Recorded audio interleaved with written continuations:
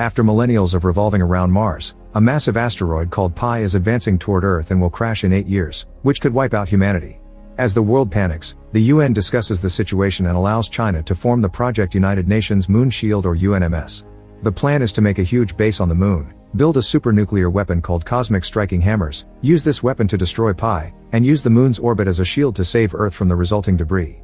Yue applies to go to the moon and the interviewer isn't impressed by him describing himself as a middleman and average. Instead of an engineering position, he's offered maintenance. Desperate to go, Yue accepts and soon he's flying to the moon with a whole crew of astronauts. 8 years of hard work pass and the team finally launches the super weapon, which they happily celebrate. However, Yue's attention is on Langsing, the base commander who he has a crush on. In his free time, he practices how he could confess his feelings, and he's always there at the door whenever she comes back. However, Langsing doesn't even know who he is. Sometime later, Yue stays in his room listening to music while trying to write a good confession letter. Meanwhile, Langsing receives terrible news. A solar storm has caused one of the missiles to go off course and some asteroid debris has escaped the lunar orbit.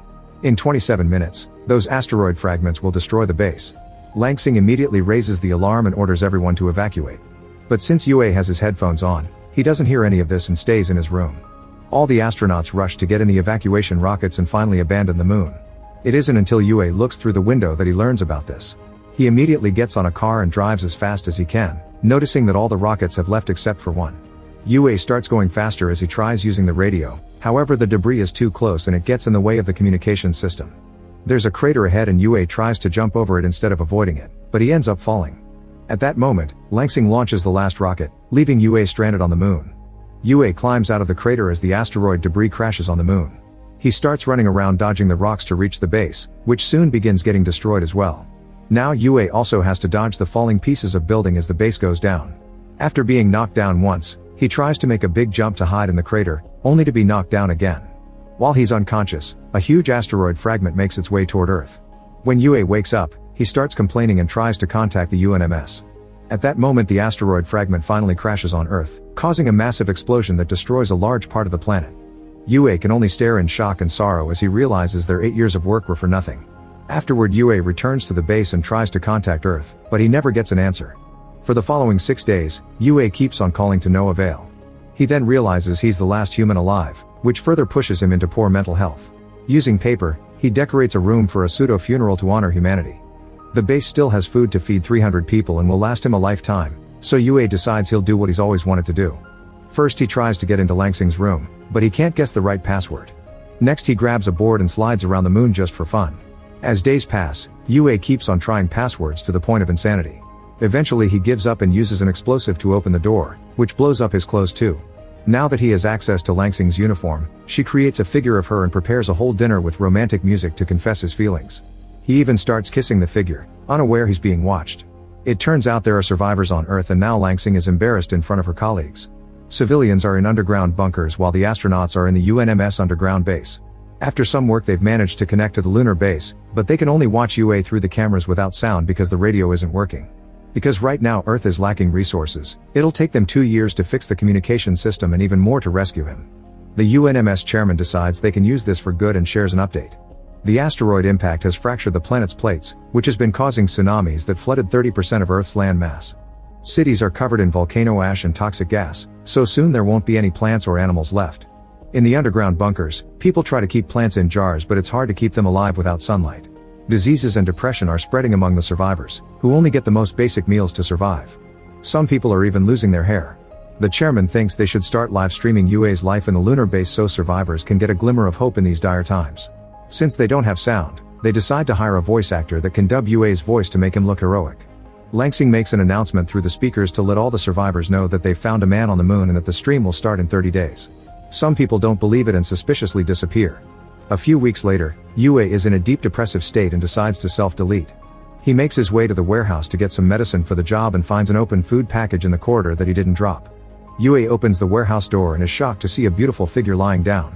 Thinking it's a woman, Yue starts flirting as he comes closer, only to discover it's actually a kangaroo left behind by the research division. At the same time, Langsing starts the live stream so the first thing everyone on Earth sees on the screen is King Kong Roo. The voice actor they hired yells "What a fantastic day," making it look like the kangaroo talked. To apologize for his mistake, the actor tries to play his flute, but that only gets him beaten up. Thankfully, the survivors assume the audio is delayed and don't think the kangaroo is actually talking, so Langsing decides they'll make the voice actor narrate instead. On the lunar base, Yue reads the research regarding Kong, learning he's aggressive and gluttonous, which is why he's been raiding the pantry. He grabs a shovel and goes back into the warehouse to get the medicine. When Kong appears behind him, Yue waves the shovel only for it to break. Then Kong grabs the handle and bends it before beating Yue up. Next, Yue dresses up as a female kangaroo and tries to keep Kong distracted, but when he's about to reach for the medicine, Kong brings him down and tries to do the naughty to him.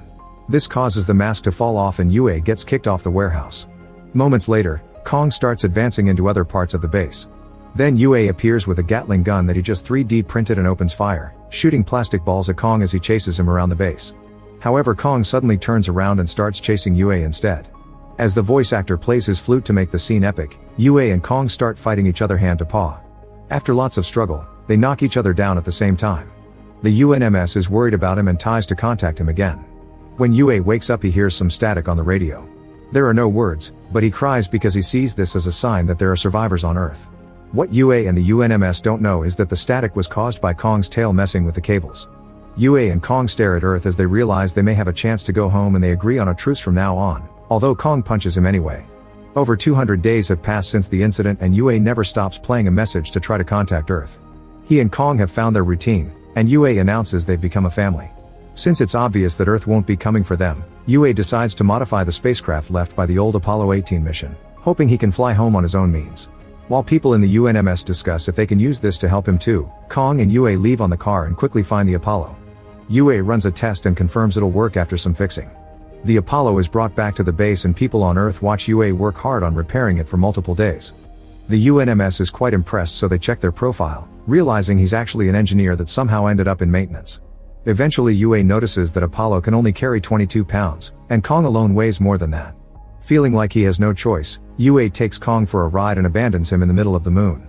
However, Kong chases him and quickly gets back on the car. When they return, Yue starts researching a more powerful propulsion system and discovers that the prototype of the superweapon is still stored in the previous base. Kong and Yue leave on the car with a bunch of supplies and only stop traveling at night because the vehicle requires solar power.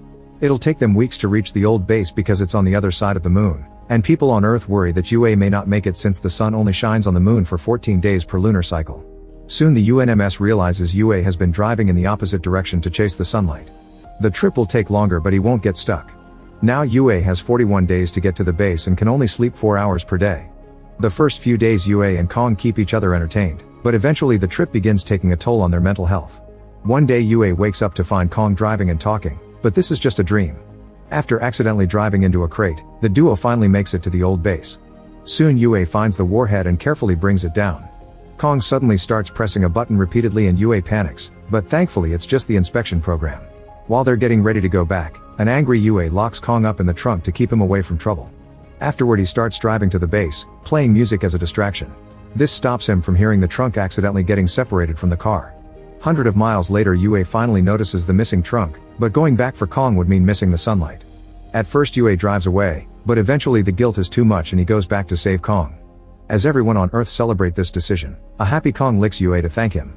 In the UNMS, Langsing orders the entire team to find a way to contact an old lunar dog that was left behind by another mission, which hopefully could help Yue. At the same time, Yue and Kong keep on driving without stopping to sleep, otherwise they'll miss sunlight. After staying awake for over 50 hours, they notice that the sunlight is leaving them behind, but they don't give up and speed up. The temperature starts dropping and Yue has to turn on the heat not to freeze to death, which consumes the car's battery even faster. With only 35 miles left to the base, the battery finally dies and the car stops. Yue gives up and comes out to wait for the end. In the UNMS, the team finally gets the dog to start moving, but it's still too far away. They try making it jump over a crater as a shortcut, only for the dog to fall and break. Back to Yue, he keeps thinking about Langsing while staring at her picture on a mirror. Kong starts chasing the reflected light like a cat, giving Yue an idea. He rips off the car's door and uses his tools to transform it into a sled, which he attaches to Kong. Then Yue flashes the light ahead of them and Kong starts chasing it, moving the sled through the moon's surface. Eventually they find a big chasm and Yue makes Kong jump across it while activating some gas tanks that give them the necessary propulsion to make it to the other side. Everyone on Earth celebrates with hope and excitement, and there's an award ready for Yue for when he comes back. Humans gain more hope and work hard on fixing structures while signs of Yue and Kong decorate the bunkers. Thanks to this hard work, the UNMS only needs 3 months to regain communications with the lunar base. 516 days have passed since the incident and Yue is still working on connecting everything, which is harder than he thought because Apollo has outdated technology. One afternoon, Yue gets excited because he finally hears static on the radio again. However, when he turns to Kong, he finally notices him messing with the cables. Yue tests them with his own hand to be sure, and his mind finally breaks as he realizes all his work and suffering has been in vain because he's the only human left. He yells at Kong for a while before the depression takes over his mood again. On Earth, the UNMS still needs a month to finish fixing the comms. Refusing to give up, Langsing uses the speaker system to talk to all the people in the bunkers. He admits Yue isn't a hero, he's an average man they left behind by mistake. But he's been working hard to be a hero for a whole year, so he deserves people to support him in return. Langsing asks the survivors to turn on their flashlights and shine them towards the moon to tell Yue he isn't alone. At that moment Yue opens his helmet, and he's starting to lose oxygen. However, humanity comes together with flashlights and even lighthouses, lighting up the earth to prove they're alive. A shocked Yue falls to his knees in tears. Finally, by day 613, the UNMS fixes communications and Yue gets to see a human face again. After the initial celebration, Yue spends his days talking to the team, who has found the Apollo blueprints and guides him on how to connect the old technology with the new. Now Yue gets to see Langsing every day, and he thinks they're becoming friends. One night after they're finally done with the repairs, Yue tells Langsing that he initially turned down the maintenance position and left the interview. On his way out, he saw Langsing and her smile made him change his mind. Moved by this confession, Langsing makes one of her own. When she was evacuating, she did see Yue on the crater, but she left anyway because rescuing him would have killed them all. She also admits she'd do it again. Meanwhile, something in space is approaching Earth. The next day, Yue and Nog finally board the Apollo and get to leave the moon. There's some turbulence at first, but soon they make it to orbit and everyone on Earth celebrates. In just a few hours, the Apollo safely reaches the lunar station and Yue and Kong go looking for the escape pods. Unfortunately, on Earth, they receive terrible news. Another large piece of the asteroid that has been floating around the moon has been pushed out of orbit by the rest of the debris and is now coming towards Earth. They've named it Pi Plus and it will destroy what's left of humanity. The team realizes that the only one who can save them is Yue, who would have to pilot the warhead toward the asteroid with high chances of dying in the process. Volunteering to do the talking, Langsing contacts Yue while live streaming the conversation. However, Yue already heard everything because they left a mic on and he's ready to do it because he wants to protect Langsing and humanity. While survivors are told to hide in the bunkers, Yue cries as he shares an emotional goodbye with Kong before sending him back to Earth on an escape pod. Afterward, Yue takes off in Apollo and discovers there's a field of meteorites on the way. Yue concentrates on piloting to dodge them as the Apollo gains speed, but unfortunately the ship gets hit anyway and begins spinning out of control with a broken thruster. Yue doesn't know what to do, but luckily Langsing has a plan. He must open the door so the depressurization can compensate for the rotation momentum. Sadly, the door is jammed, so Yue starts kicking the hatch until it opens. This effectively makes the Apollo stop. At that moment Yue sees the ship's engine floating away, meaning the Apollo doesn't have power. He has no choice but to move the warhead manually, but before leaving, Yue tells Langsing he doesn't blame her for leaving him behind and asks her to livestream his last moment. Then Yue leaves the ship and gets the warhead ready while offering a heartfelt speech as his goodbye to humanity. Everyone on Earth cries as Yue uses his jetpack to guide the warhead toward the asteroid. While Kong's pod lands in the ocean, Yue sings during his last minutes.